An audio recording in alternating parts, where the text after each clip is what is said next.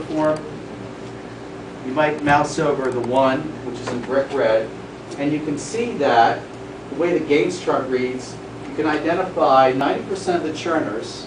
See that 90.150 number? 90% of the churners are in the top 60% of the highest scored customers, ranked from high to low. So we're going to put a propensity score to churn, we rank it high to low, and we can literally identify 90% of the churners in the top 60% of the scores. The ratio is 90 over 60, right? There's a 150% gain in efficiency. Okay? Maybe I'm the only one, but I don't quite understand the chart. Okay.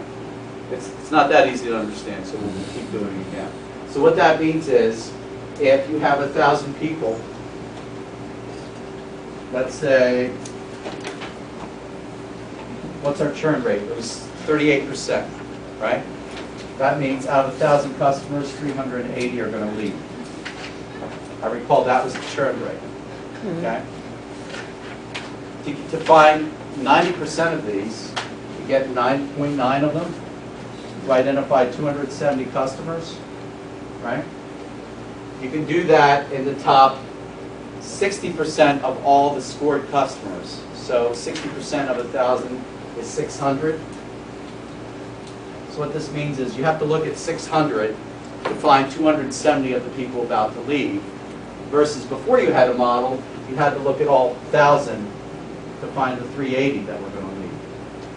So your ratio, your efficiency ratio went up. It went from 38 over 1,000 to 270 over 600. Wow. Is that better? Did I make it worse? No, you make it better. Okay. I mean, even the days are brighter.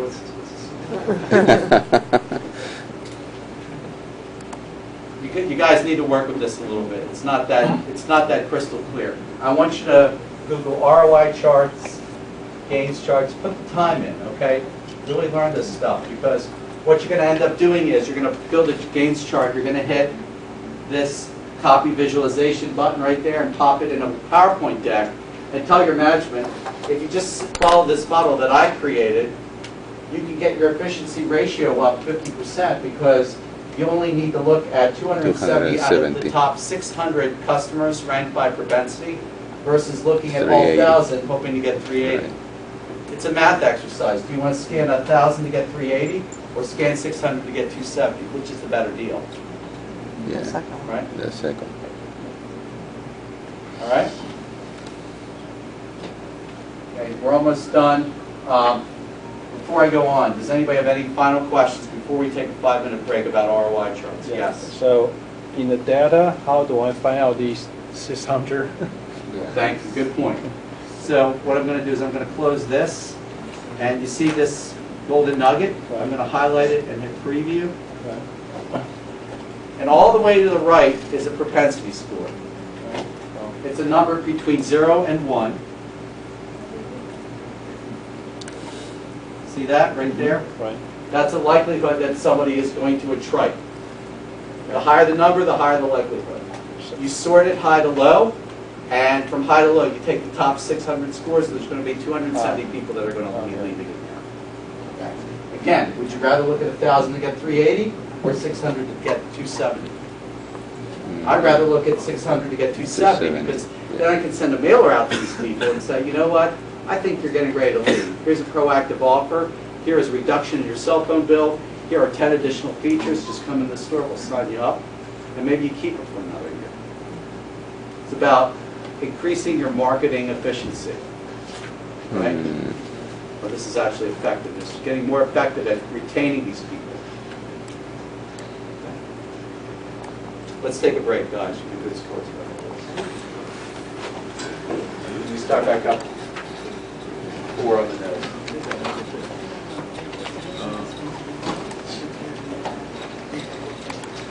So you said when you look at those. Yeah, how do you get to that part? Oh,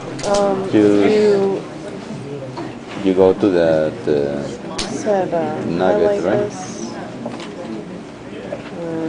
think you have to You double click it. double click and then preview. Yeah, and model preview. Okay. Then when you get it, it's like all the way to the right. So is it basically like these, the ones that are in higher numbers are the ones that are more likely to cancel? That's what he was saying, right? These are Maybe all he high. can't tell you. Yeah. It's right here. Yeah, I didn't quite get it, but yeah, I would think the machine could pick up already. If anybody Yeah. wants a presentation, our office manager, Carolyn, who's sitting out front as you walk in to this building, can email it to you. Just give Oh, her, good. just give her your email address. Yeah. That's the PowerPoint slide deck. This. Tony, I just had a question about Yeah, I can put it on your thumb drive. what you just said, when you look at these numbers on the right. So basically, the ones with higher numbers, of course, these are all pretty high. Well, actually, I lied a little bit. This Okay. number needs to be tweaked. I'll show you how to write a little derivation that gets you to the true propensity. That's more reliability. What you have to do is, the way this really works is to get the propensity for cancel, you would take 1 minus this number. So the true cancel propensity would be like It's like the 0.007 Yeah, and the inverse. 0.243 or 1. You follow me? Right. So I kind of did a little shorthand. That's okay. But basically, higher means more likelihood that More they're likely to going cancel. to cancel. Yeah, it's like the converse of the number. Yeah. Right. Mm.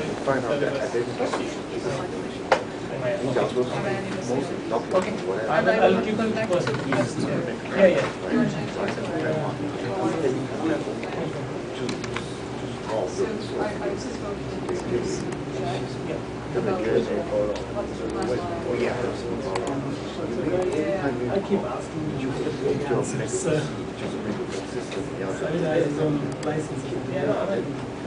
but I don't want to give on where we are. It's not letting you save that. I know what they have. Yeah. Just ask Carolyn to email it to you. Who is that person? I don't know. Okay. She's sitting out front. It's not me for sure because It's not your it's not me. Is it here? I might be because I'm trying to, that's what I'm doing. So I'm trying to log into the business. So you're working with HR? You are IT HR? Oh, you know, I am IT chef under a Oh, nice. So we you are are- part of the same group. Yeah, it's so shop. So you're One person. alone? One. Ron, okay.